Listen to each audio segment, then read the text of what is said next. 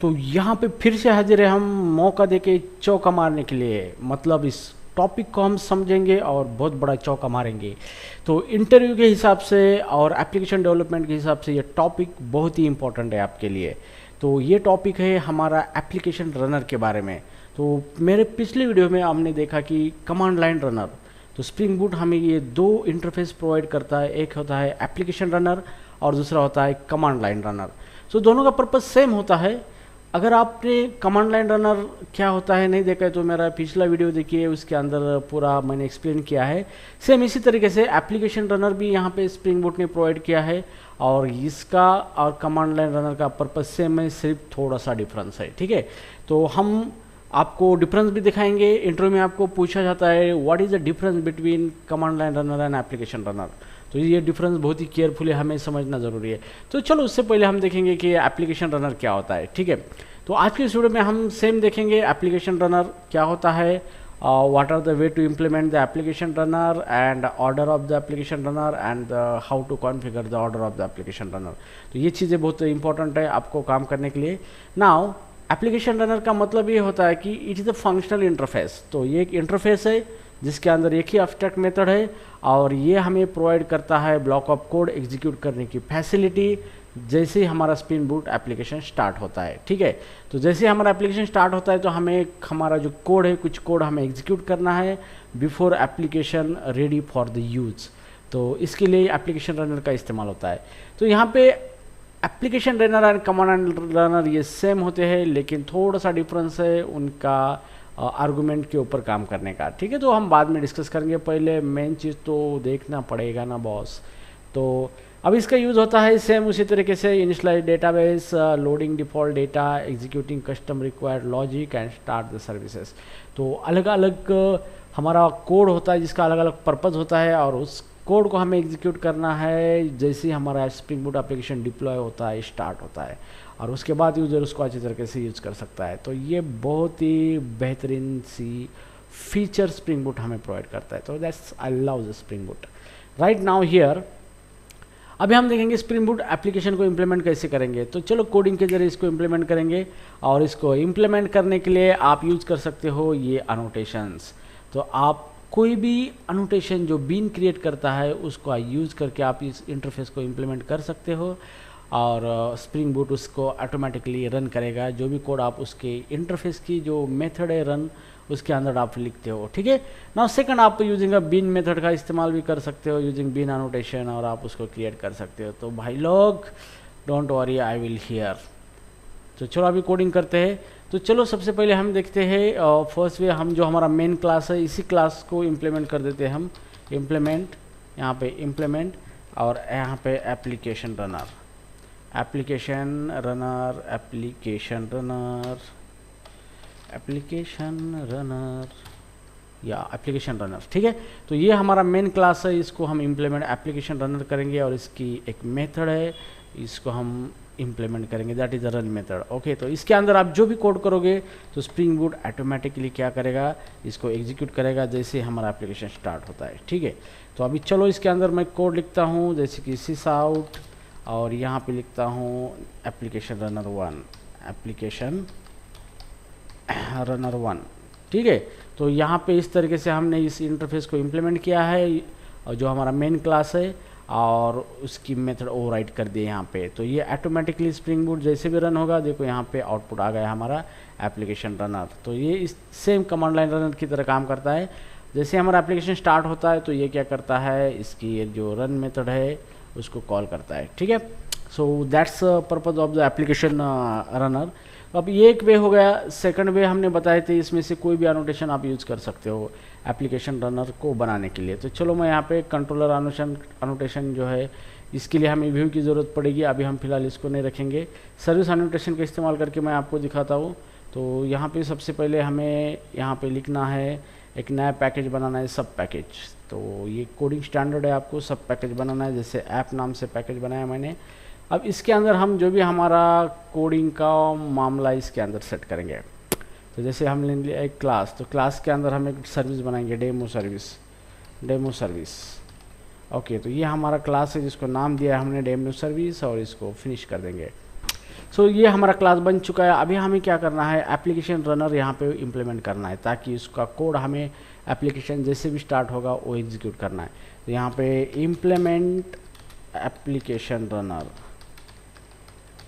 जैसे भी आप एप्लीकेशन रनर करोगे तो यहाँ पे उसकी मेथड है, यहाँ पे इक्लिप्स बहुत ही केयर करेगा हमें और ये ऑप्शन देगा उसकी मेथड इम्प्लीमेंट करो। तो ये है उसकी मेथड, रन मेथड। इस मेथड के अंदर अभी हमें क्या करना है, कोड लिखना है। ओके सो गाइज, इस दिस वीडियो और स्प्रिंग बूट की सीरीज में मैं एज्यूम कर रहा हूँ आपको जावा बहुत अच्छी तरीके से आती है। अगर नहीं आती है तो मुझे बोलिए, मैं आपको जावा सिखाऊंगा because I am Java expert.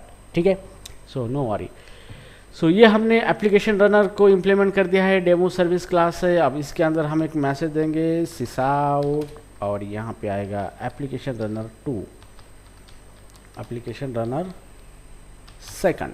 ठीक है, अब यहाँ पे कोई एग्जीक्यूशन नहीं हो रहा है क्योंकि ये हमारा सिंपल क्लास बन चुका है। अब इसका ना ऑब्जेक्ट बना है ना कुछ हुआ है। तो एक चीज़ हमेशा ध्यान में रखना है, अगर आपको एप्लीकेशन रनर इम्प्लीमेंट करते हो आप किसी क्लास का यूज़ करके, तो उस क्लास का बीन आपको बनाना पड़ेगा IOC कंटेंट के अंदर। तो इसलिए हम यहाँ पे सर्विस अनोटेशन का इस्तेमाल कर सकते हैं, जैसे सर्विस अनोटेशन भी बीन क्रिएट करता है। ठीक है, तो जैसे इस क्लास को हम सर्विस अनोटेशन लगाएंगे तो ऑटोमेटिकली इसका ऑब्जेक्ट बनेगा और स्प्रिंग बूट इसको डिटेक्ट करके मेथड कॉल करेगा। तो यहाँ पे देखो एप्लीकेशन रनर 2, एप्लीकेशन रनर 1, ये हमारे दो एप्लीकेशन रनर थे, ये दोनों के दोनों यहाँ पे एग्जीक्यूट हो चुके हैं।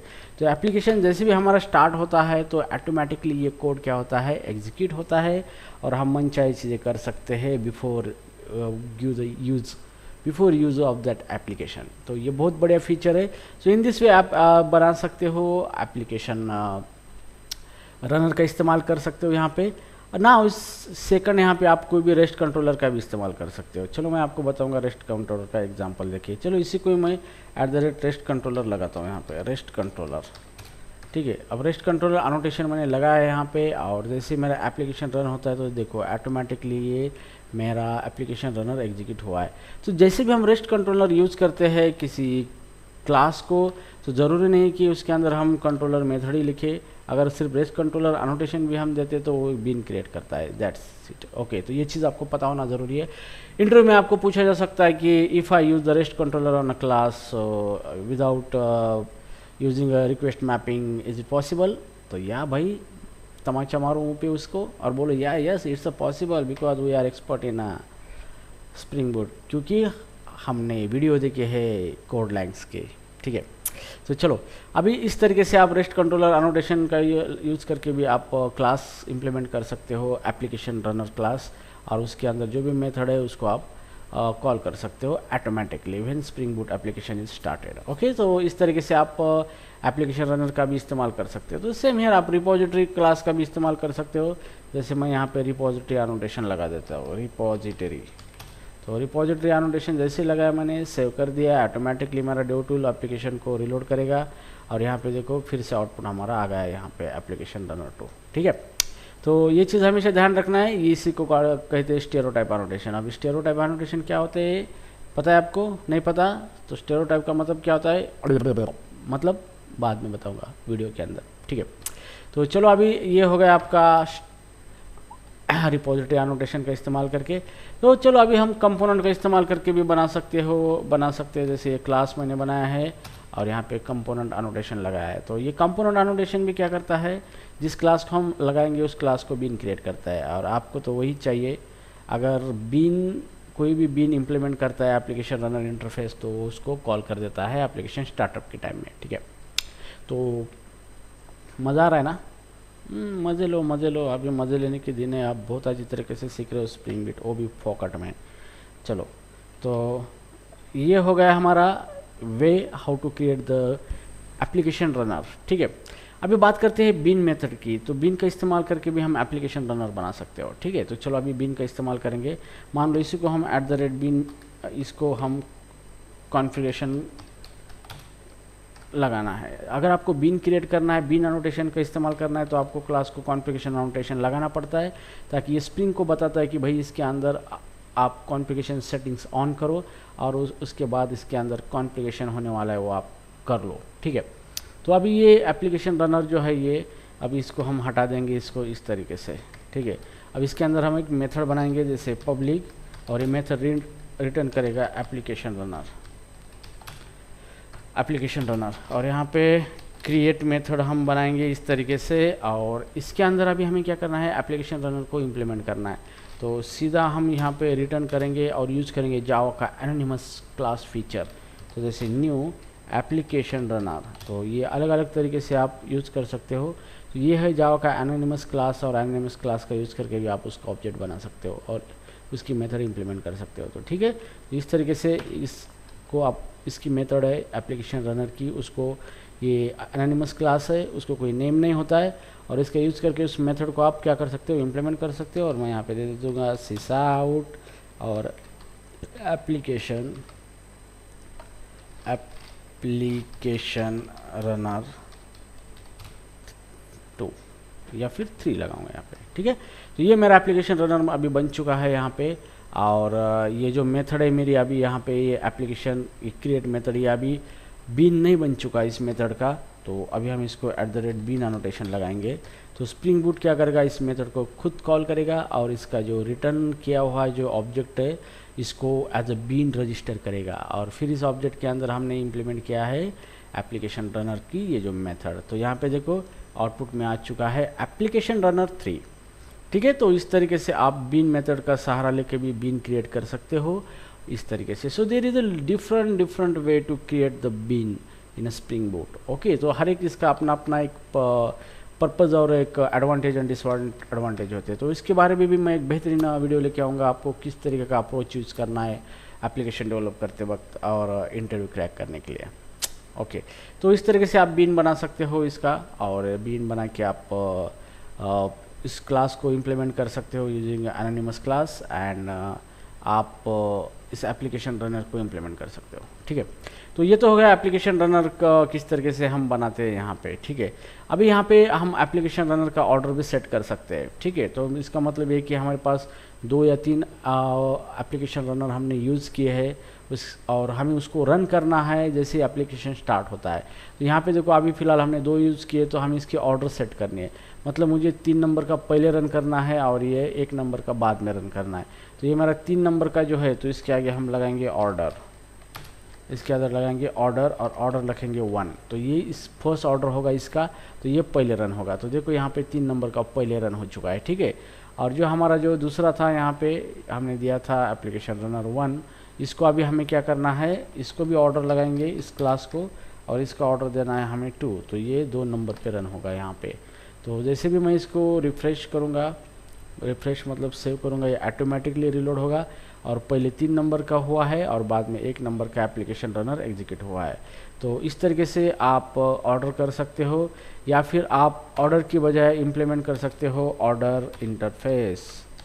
ऑर्डर, ये है आपका ऑर्डर इंटरफेस। तो इसकी मेथड है ऑर्डर नाम की मेथड। यहाँ पे इस मेथड के अंदर आप नंबर दे सकते हो, जैसे कि मुझे ये सेकंड ऑर्डर देना है, मतलब इसको 2 नंबर पे मुझे एग्जीक्यूट करना है। तो ये 2 नंबर पे एग्जीक्यूट होगा यहाँ पे देखो 1 नंबर पे हमारा तीसरा वाला हो गया, और ये 2 नंबर पे हमारा ये नंबर 1 एप्लीकेशन रनर एग्जीक्यूट हुआ है। ठीक है, तो आप इस तरीके से ऑर्डर इंटरफेस को इम्प्लीमेंट करके भी कर सकते हो, और यूजिंग अनोटेशन ऑर्डर का इस्तेमाल करके भी ये एप्लीकेशन रनर यूज़ कर सकते हो। तो इस कमांड लाइन रनर और एप्लीकेशन रनर का पर्पज़ सेम ही है, जस्ट डिफरेंस है यहाँ पर। अब ये जो एप्लीकेशन रनर की रन मेथड है, ये आर्गुमेंट इसको एक पैरामीटर है, तो ये एप्लीकेशन आर्गुमेंट्स ये मेथड को पास किया जाता है। तो इसका यूज़ करके हम जो भी कमांड लाइन से आर्गुमेंट पास करते हैं हमारे स्प्रिंग बूट एप्लीकेशन को, तो उसको सेपरेटली पार्स करके हम उसको हमारे इस एप्लीकेशन के अंदर यूज़ कर सकते हो। अगर हम कमांड लाइन रनर इस्तेमाल करते हैं तो उसके अंदर जो भी आर्गुमेंट पास किए जाते हैं कमांड लाइन के ऊपर, तो वो एक एरे ऑफ स्ट्रिंग के रॉ फॉर्मेट में आते हैं। तो ये एप्लीकेशन रनर से बेटर परफॉर्म करता है, ये कमांड लाइन रनर से बेटर परफॉर्म करता है एप्लीकेशन रनर, क्योंकि इसके अंदर ये जो एप्लीकेशन आर्गस, ये जो क्लास इसका ऑब्जेक्ट यहाँ पे इसको पास किया जाता है, इसका यूज़ करके आप बहुत अच्छी तरीके से अलग अलग जो आर्गुमेंट्स एज पास किए गए हैं, ऑप्शंस पास किए गए स्प्रिंग बूट को कमांड लाइन से, आप सारे रिट्राइव कर सकते हो सेपरेटली। तो यहाँ पे देखो अलग अलग मेथड है, option names, get option value, get source, ये बहुत सारे मेथड इसके अंदर है। तो ये है इसका डिफरेंस एक्चुअली, ठीक है। तो हम एक नेक्स्ट वीडियो में difference between application runner and command line runner का डिफरेंस सेपरेटली देखेंगे एक बेहतर तरीके से। और ये एक बेस्ट इंटरव्यू क्वेश्चन है, आपको स्प्रिंग बूट एप्लीकेशन के ऊपर अगर काम कर रहे हो, इंटरव्यू दे रहे हो कंपनी के अंदर, तो you have to learn the thing in a deep.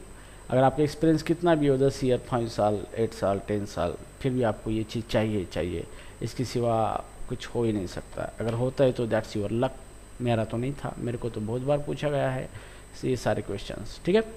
सो मेरे प्यारे handsome Java developer, I hope आपको ये एप्लीकेशन रनर समझ में आया होगा। और मिलते मेरे नेक्स्ट वीडियो में और देखेंगे कुछ बाकी रहा या नहीं रहा है। अभी कुछ बाकी रहा है नहीं, सब कुछ मैंने एक्सप्लेन कर दिया यहाँ पे, ठीक है। So thank you so much for watching this video and thanks.